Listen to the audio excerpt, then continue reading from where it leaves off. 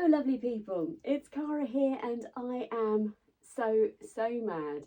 How are you this week? I hope you are keeping well and I hope you've got some sewing done wherever you are in the world this week. I have had the best week ever.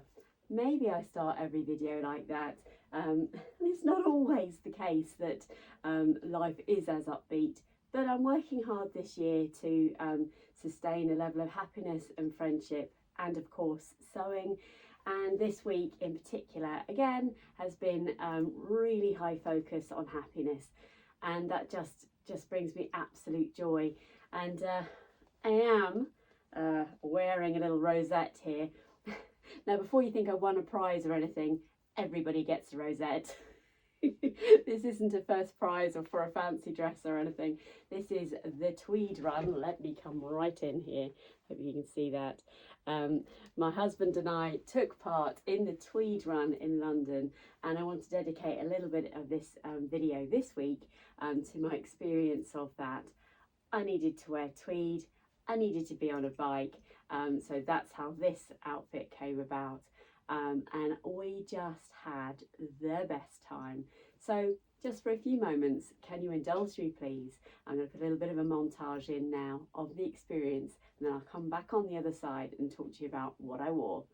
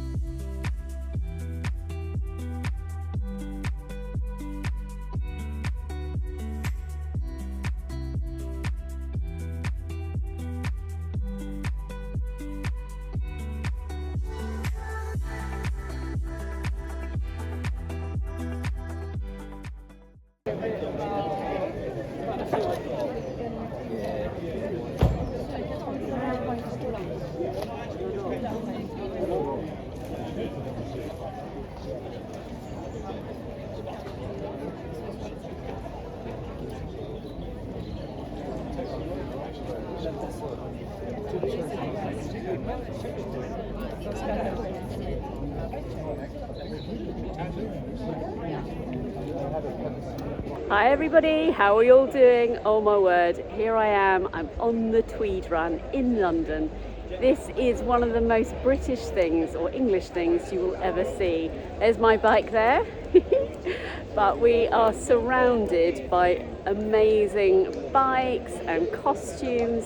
It is just beautiful.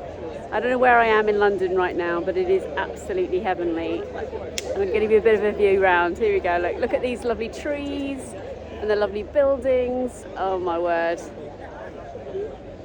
It's beautiful. So I thought I'd pop this in at some stage in the future, but I hope you're having a lovely day too, whatever you're up to.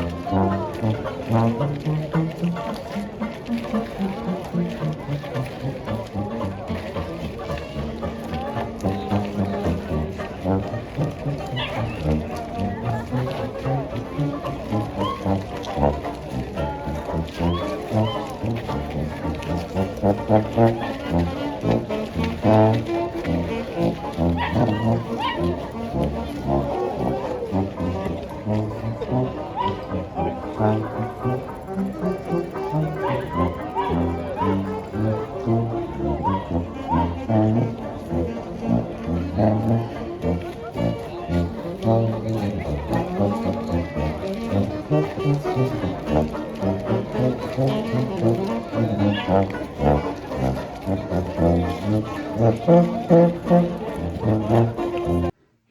over the past few weeks, you've patiently been seeing a sort of quick slice of a blouse or a bit of tweed or a bit of a trouser, and I obviously needed to wear tweed. It needed to be of a vintage style, and months ago, probably maybe January, February time, when my husband said that he was going to try and get us tickets, because you have to enter and well, you have to buy tickets to be on the Tweed Run. It's been running for at least 20 years, I'd say. It started very small, as a lot of these successful things do, and we believe there were over 1,000 cyclists in the city, London city, on Saturday, and it was just magical. As you'd have seen in the footage there, we went down Pall Mall, we went past Buckingham Palace, went past the Houses of Parliament. I rode on a bike down Oxford Street, down Fleet Street. I rode out of Charing Cross Station, or into Charing Cross Station, out of London Bridge. These are places that if you are a cyclist in London, you've got to be brave, stupid, or with 1,000 other people and marshals, which is the category I was in. So I started looking months ago at vintage outfits, but I love fancy dress. I actually really do. I don't do it very often anymore, but I used to quite a lot, especially at work, you know, cowboy Indians days, all that sort of stuff. Great fun. But I wanted something that would be wearable again, because I think that's the best thing to do with our wardrobes, make them wearable. And I also didn't want to spend a fortune. I'm sorry, I didn't. So I spent quite a lot of time firstly looking for the fabric. Actually, that's not true. The first thing I did was decide what colour I wanted to do to make something in, and I already knew that my bike was going to be burgundy. This is the before picture of my bike, and this is the after picture. Oh my word, my amazing husband renovated my bike from that to this, and it was just exquisite. And he chose to paint it in a beautiful pearlescent burgundy. And last year when we were in France, because it's a ladies 1960s French bike, I bought from a vintage shop an actual French beret. Now obviously you can buy berets everywhere, but I bought this in Nantes with my daughter and my husband, and he also bought his hat, which I'll put a picture of us. It's a lovely picture of us actually. We're both decked out in our tweed. So this was my starting point. People often ask me, where do you get your inspiration? Where do you start from? And this time, ladies and gentlemen, it was a hat, or a beret, I should say. And so therefore I needed to be in burgundy. I looked in all the usual places, and in actual fact, I've been quite lucky this year. I've been to the Stitch Festival, I've been to Walthamstow Market, I've been to various other fabric events, if you like. And in the back of my mind the whole time was something to do with tweed. But when I found this fabric on the Pound Fabrics website, I knew this was going to be a winner. This was amazingly only £4.95 a metre, which is just a sensational price. I also bought a lovely, it's just an acetate lining, and I think this was only about £1.95 a metre, something like that. So an absolute steal. And I bought 3 metres. I hadn't noticed that it's actually, I think it must have been like something like 2 metres wide, because when I'd cut out my jacket and my trousers, I've still got oodles left. So it must have been super wide. Is it okay if I take my hat off? I'm a bit hot actually. This tweed, it's warm. Antarctic, here I come. So I had, so we're talking sort of, must have been late January at this stage, and I had just made the Metropolis Jacket from Maison Fauve. Let me put the photo of me in the first jacket of that I made, and I love the style lines of it. I have shown you the inspiration shot I was going for. I'll put that in here too, future Cara, editing Cara, is cursing right now. But I wanted something vintage looking but utterly wearable, and obviously practical for being on a bike. And once I had made this Metropolis jacket, I was just like, this is amazing. I'm going to stand up because it's the best chance for you to see the jacket. Honestly, this jacket is just amazing. Look at the star lines on this. It's all fully lined. And again, if you're watching this thinking, oh, I've never made a fully lined jacket, nor had I until the Tigris jacket. And if there's anyone that can talk you through or draft a fully lined jacket brilliantly, it's Maison Fauve, because it hides all the gubbins. You don't have to worry about finishing any seams or anything like that. I know you already know that if you've made a lined jacket. I'm utterly addicted to making jackets, particularly from Maison Fauve. I made another jacket this week. I know, it's catching. But honestly, it's brilliant. I'm going to take it off because it's hot, but that's okay. I was going to be cycling around London. This was a win-win situation, and it could have been raining. Luckily for us, it wasn't. It was just cloudy, and the rain held off all day. And I can't explain to you, I did do a bit of filming, so I will have put that in. This was a quintessentially English thing to do. Does anyone else in the world use the word quintessentially? I've only ever heard it when you put it in context of English. But it was beautiful. We had a tea stop in one of those beautiful green squares. If you've ever seen Notting Hill, Julia Roberts and Hugh Grant, they go into one of these gardens that's privately owned by the people who live around the green, if you like, or park. And that's where we had our tea stop, in one such garden of this, although it might have been open to the public because it looked like it was more offices. And then our lunch stop, our picnic stop, again, I'll put my photo in here. How beautiful was that, honestly? So it needed to be practical. Could have been raining, could have been cold. If it had been hot, different story. But nonetheless, I was riding. Well, I say riding, it was all at pedestrian speed. That's the most difficult thing about being packed in with hundreds of other cyclists, is that obviously you've got different levels of ability, different speeds, different types of bikes. So it was quite a concentrating day, if that's such a thing. Let me talk to you about the pattern matching on this. I know I mentioned it last week in my video, and thank you to everyone who's watched that. If you haven't had a chance to watch it, I've been doing a little sort of a mini series, if you like, of 5 patterns. My first one started off with blouses, and then I've done one on trousers as well, and I happen to mention the trousers that I'm wearing in that video. But I also talked about pattern matching, because it's not something that comes naturally to me, or maybe it comes naturally to you, but I was a little scared, I've got to tell you, and I didn't get it right. Not everything in my sewing world goes right, so I did have to recut quite a few pieces of this jacket, so it was just as well I had some left over. Can you imagine if I got the pattern matching wrong on that original Maison Fauve jacket? I didn't have a millimetre to spare, so I don't know how that worked out, but it did, thank goodness. But look, I love this. I'm going to come back in again. I managed to get this so that, I mean, obviously to non-sewists this all makes perfect sense. Of course it would all match going down.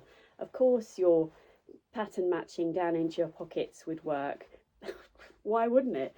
Of course your pattern matching across the front here excuse me, would all match. I promise you it does. I just can't hold it.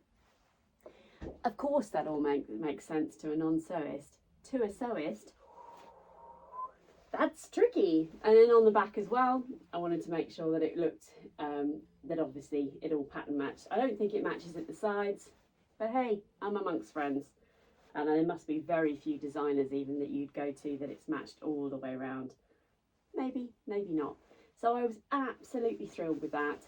I popped my Femme Fauve label in the back there, and just it's fully lined, and I absolutely love it. And we'll definitely wear this. Maybe not as a set, I'm not sure. In case I haven't put a picture of the whole outfit, let me just pop that in here now. Because I do have the trousers on today. I talked about these a little bit last week. So this is the excuse me, this is the Thea trousers, which is the latest release from Tilly and the Buttons. I absolutely love these. Didn't do so much pocket matching here, which is not so bad, but the pocket matching, pattern matching, but across the front here, this all matched, which was obviously important. And then on the back there also, we've got pockets that are pattern matched there. It was really sweet. Sorry, I keep getting up and down. It was really sweet. I was cycling along and one of the chaps next to me, didn't know him obviously, he said, "Oh my word, I love your outfit. I particularly love the pattern matching detail on your pockets." Oh, talking of other people, there was actually one of the sewing bees. I think she was a surgeon, or certainly in a clinical environment. Let me pop her picture in here. I couldn't remember her name, and I haven't looked it up. I just remember her being on it. I walked over because I wanted to take a picture of her outfit, and then I went, "Oh, you're a bee." To which she just looked at me. I'm like, but anyway, I said, "Oh, I've made my own outfit as well." Sadly, we didn't really get a chance to have a conversation. And obviously she's not really there to talk about sewing. She wanted to be part of the bike ride, but it was great fun nonetheless. This has actually got shoulder pads in. I say shoulder pads, I use that term loosely because they're not like from the 1980s or anything like that. They do genuinely just give a really nice structure to the top of the shoulders. I haven't looked elsewhere for the Maison Faux shoulder pads, but they do actually sell them on the Maison Faux site. Very reasonable price. I think they're about £4.90 or something like that, and just add a really nice structure. And in the YouTube video that goes along, the sew along that goes along with this jacket, obviously all of that is shown how to put them in and everything. So that was my suit. I then have been on a blouse making journey this month. As I film this now, we're on the 2nd of May. This will be coming out to you in a couple of days' time. And I absolutely loved taking part in the Sew April Blouse Challenge. I will just caveat that it was fortuitous that the Sew April Blouse Challenge was going on, but I already had in mind to make these blouses. It just sort of spurred me on a little bit, I suppose. And in the end, this was the blouse I chose to wear, and this is the Bellini Blouse. If you remember, I made one to go with to the Stitch Festival, which didn't have the button placket on it, but this is a fully functioning button placket. I won't undo it because it's just me underneath, but I just adore the details in this. Let me just turn around. Yeah, you can see that. Now obviously this is a linen-esque kind of fabric. It's naturally got a crease to it. It's going to be beautifully breathable in summer, but it does have that natural crease look to it. And obviously I chose to put these lovely natural buttons on it just to accentuate it a bit. I can't wait to wear this in summer, open with a little vest underneath, etc. That's the vision I'm going for with this, but I thought it coordinated brilliantly with that. Let me switch blouses just a second. I've got two more I want to share with you as part of my blouse making moment. Okay, so the next blouse, and the next Bellini blouse this is, I love this one. I'm going to come in a bit closer so you can see the detail on this. I bought this fabric from Knighton Fabrics. The previous fabric, sorry, I should have said, was from Rainbow Fabrics, and I bought that at the Stitch Festival. Knighton Fabrics is a Facebook group, but actually they've recently opened a website, so you can just type in Knighton Fabrics and they'll come up. I don't know if all of their products have been transferred over to their new website yet or not. I am slightly in love with all these clothes actually, but this blouse in particular. Let me come in and show you, because this fabric is just dreamy. This was £12 for 3 meters, I think, so I must have loads of it left somewhere. So yeah, up there, just looking for it. And it came naturally with a scalloped edge. Hang on a sec, I'll see if I can find it. I'll show you that in just a second, but I just wanted to show you the detail. So it came naturally with a scalloped edge that I wanted to maintain. And what I did is I sort of manipulated the fabric, if you like, to create this fully functioning, fully operating button placket. So yeah, in there, I can actually wear this open. Sometimes on a blouse I'll just sew it shut because I can get this over my head. This is fully functioning. And I just love the design on this. and it really helps. And what I did was then just choose the really pretty selvage again on here to make the cuffs out of. But what I also did, so again you've got these beautiful blouse, beautiful pleats, and you can see there, hopefully you can see, so I've had basically I had to play around with the beautiful elements of the fabric on this embroidery and glaze. So you can see here, this is what I was talking about. This is the edge. It's just so pretty, and obviously that's the selvage. So I just cut that to create this lovely placket here. I also, it is embroidered, and therefore it's embroidered on both sides. And I think you can tell it's actually got it's got clear sequins through the whole fabric, which I was worried that if I double faced the, you know, like you make a yoke and so on, I was worried it'd be scratchy on the inside. So what I did then was actually used, now I've cut most of it off, but I actually predominantly used just the selvage to make the yoke on the inside, and also I used that to make the inside button plackets as well, so that it wouldn't be itchy on the inside. I'm so pleased with how this came out. I found these buttons in a sort of a local haberdashery in Uckfield, which I think I didn't want something that detracted from the blouse, just something that just sort of was quite neutral, but it's so lovely. I do take quite a lot of the length of this Bellini off, a good probably 4 inches I think, because I wanted it to sit sort of mid-hip, if you like. Let me just show you again. I've changed my trousers because as much as I love those tweed trousers, they are as itchy as anything, and I will always have to wear tights underneath, which is not a problem because it's a winter make. But yeah, so pretty. And again, I can see me wearing this open with you know, sort of more like a jacket style, if you like, with something else underneath.